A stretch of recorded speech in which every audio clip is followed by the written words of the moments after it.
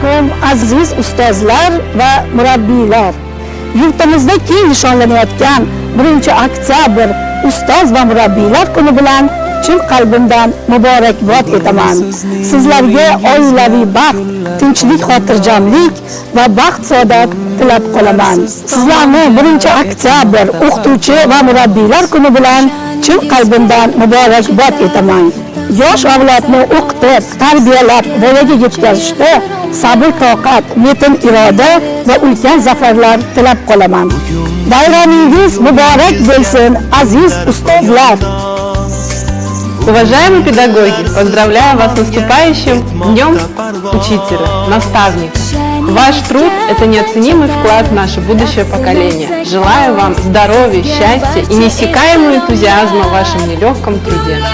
Mana bugun 1-oktyabr kuni o'qituvchilar munosabati bilan berilgan mana shunday unvon fidogar ustoz sifatida e'tirof etilgan ekanman. Juda ham xursand bo'ldim. Ya'ni ilmiy markaz tomonidan berilgan bu unvon, bu e'tirof bizni yanada ko'proq ishlashga, yanada ko'proq o'quvchilarni tarbiyalashga, to'g'ri o'z bilimlarimiz bilan bo'lishishga da'vat qiladi.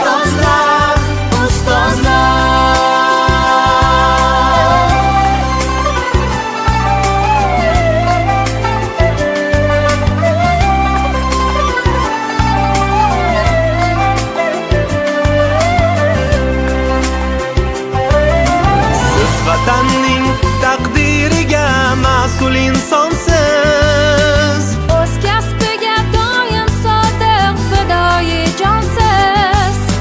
El yurtga tayanch bo'lgan chin qahramonsiz. Sizga barcha Aziz ustozlar, bayramingiz muborak bo'lsin. Siz borsizki yashnab turar bu chaman bog'.